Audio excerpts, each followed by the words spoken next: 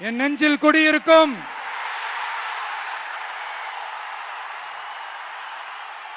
கொங்கு மண்டல தங்கங்களே,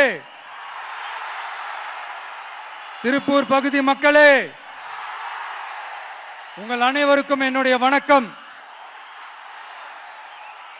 day after tomorrow 16th அன்னைக்கு நம்மளுடைய தேர்தல் வாக்குறுதிகளை ஒரு புக்கா வெளியிடுறோம்.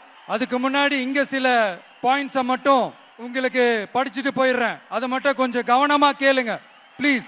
நெசவாளர்கள், சிறு குறு நடுத்தர தொழில்கள் மற்றும் விவசாயிகள் மற்றும் காவல்துறையினர் சம்பந்தமான நம்மளோட அஜெண்டா சிலதை உங்ககிட்ட நான் படிக்கிறேன்.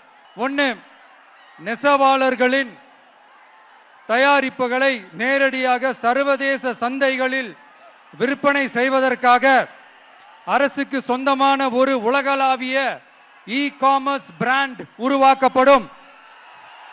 மேலும் முக்கிய நகரங்களில் வெற்றி தறி விற்பனை நிலையங்கள் ஷோரூம்ஸ் அமைக்கப்படும். இரண்டாவது, நிலையற்ற நூல் விலை மற்றும் மின்சார நெருக்கடி சுமையை பகிர்ந்து கொள்ள கைத்தறி மற்றும் விசைத்தறி வைத்திருக்கும் ஒவ்வொரு நெசவாளர் குடும்பத்திற்கும் ஆண்டுக்கு 30,000 ரூபாய் வங்கி மூலம் நேரடியாக நமது டிவிக்கு அரசு வழங்கும். மூணாவது, கைத்தறிகளுக்கான இலவச மின்சாரம் 500 யூனிட்டுகளாகவும் விசைத்தறிகளுக்கான இலவச மின்சாரம் 1500 யூனிட்டுகளாகவும் உயர்த்தப்படும். அடுத்தது, நெசவாளர்களின் உற்பத்தி செலவுகளை குறைப்பதற்காக அவர்கள் வழங்கும் நூல், சாயங்கள் மற்றும் ரசாயனங்களுக்கு நமது டிவிக்கு அரசால் 50% மானியம் வழங்கப்படும். அடுத்தது, நமது டிவிக்கு அரசில் அனைத்து நெசவாளர்களுக்கும் ரூபாய் 10 லட்சம் ஆயுள் காப்பீடு வழங்கப்படும்.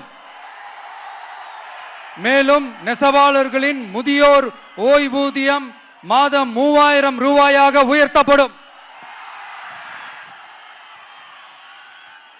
குறு சிறு மற்றும் நடுத்தர தொழில்களின் வளர்ச்சி, லட்சக்கணக்கான வேலை வாய்ப்புகளை உருவாக்குற துறையில ஒண்ணுதான் இந்த MSMEs. இந்தியாவிலேயே அதிகமான MSMEs இருக்கிற மாநிலங்கள்ல நம்ம தமிழ்நாடும் ஒண்ணு. ஆனா இப்படிப்பட்ட இந்த பெருமைக்கு இன்னும் மிக பெருமை சேர்த்தது யார் தெரியுமா? இந்தியாவிலே அதிகமான MSME நிறுவனங்கள் மூடப்பட்டதுல தமிழ்நாடு தான் 2வது மாநிலம். இந்த பெருமையை உண்டாக்குனது தான் திமுக ஆட்சியோட மிகப்பெரிய சாதனை.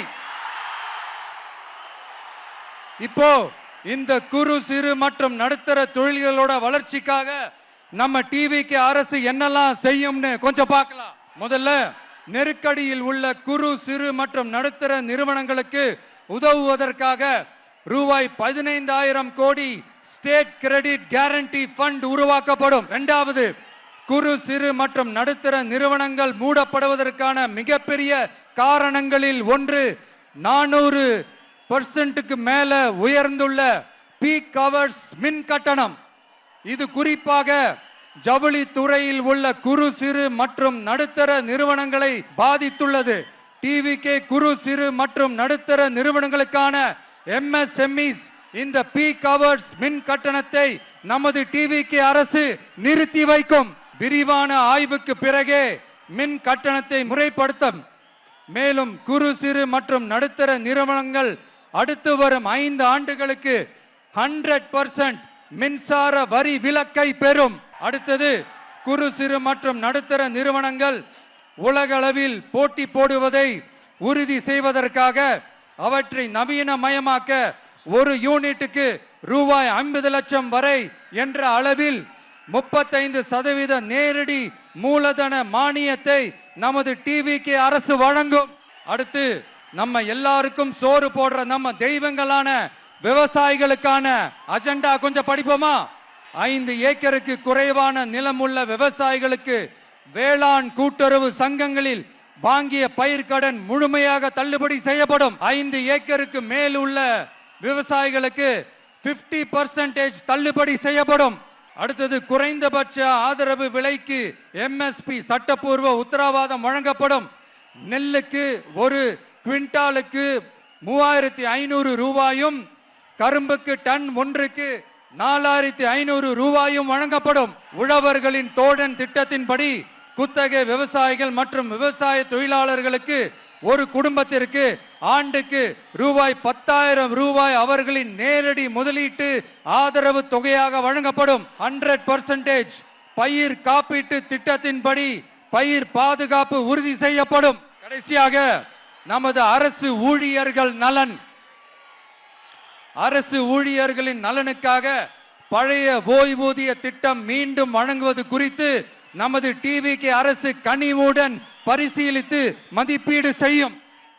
அடுத்தது 5 அல்லது அதற்கு மேற்பட்ட ஆண்டுகள் தொடர்ச்சியாக அரசு பணியை நிறைவு செய்துள்ள அனைத்து தற்காலிக ஆசிரியர்கள், செவிலியர்கள் மற்றும் எழுத்தர் பணியாளர்களை நமது டிவிகே அரசு பணி நிரந்தரம் செய்யும். 3வது, பதவி உயர்வுக்கு பணம் பெறும் கலாச்சாரத்தை நமது டிவிகே அரசு முடிவுக்கு கொண்டு வரும். அனைத்து அரசு ஊழியர்களின் இடமாற்றங்களும் வெளிப்படையான மற்றும் கால வரையறைக்கு உட்பட்ட முறையில் நடைமுறைப்படுத்தப்படும். 4வது, காவலர்களின் அடிப்படை மாத ஊதியத்தை 18,200 ரூபாயிலிருந்து 25,000 ரூபாயாக நமது டிவிகே அரசு உயர்த்தும். அதிக மன அழுத்தம் உள்ள பணிகளில் ஈடுபடும் காவலர்களுக்கு பணிப்படியாக மாதம் 1000 ரூபாய் கூடுதலாக வழங்கப்படும். காவலர் நலன் மற்றும் பணி நிபந்தனைகள் சட்டத்தை, அதாவது police welfare and working conditions act, நமது டிவிகே அரசு இயற்றும். அச்சட்டத்தின்படி காவலர்களின் பணி நேரங்கள் முறைப்படுத்தப்படும். அதிக பணி சுமை கொண்ட காவலர்களுக்கு வாரத்திற்கு ஒரு சுழற்சி முறை விடுமுறையை உறுதி செய்யப்படும். சலவைப்படியை, அதாவது வாஷிங் அலவன்ஸ் 500 ரூபாயிலிருந்து 1000 ரூபாயாக உயர்த்தப்படும். மேலும் மதுரை, கோயம்புத்தூர், திருச்சி, திருநெல்வேலி, சேலம் மற்றும் வேலூர் ஆகிய இடங்களில் காவலர் நல மருத்துவமனைகள் நமது டிவிகே அரசு நிறுவும். கடைசியாக பெண் காவல்துறை அதிகாரிகள் பாதுகாப்பு நெறிமுறை அல்லது பாதுகாப்பு பணிகளுக்கு பணியமர்த்தப்பட மாட்டார்கள்.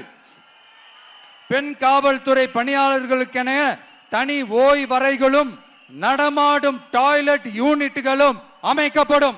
நீங்க எல்லாரும் இந்த விஜய 100% நம்பலாம். நான் உங்களுக்காக மட்டும்தான் வந்திருக்கிறேன். உங்களுக்காக நன்றி கடன் செலுத்துறதுக்காக மட்டும்தான் வந்திருக்கிறேன். போய் வாக்குறுதிகள் கொடுத்து நான் உங்களை ஏமாத்த மாட்டேன். அதனால உங்க அண்ணனுக்கு, உங்க தம்பிக்கு, உங்க மகனுக்கு, உங்க பிள்ளைக்கு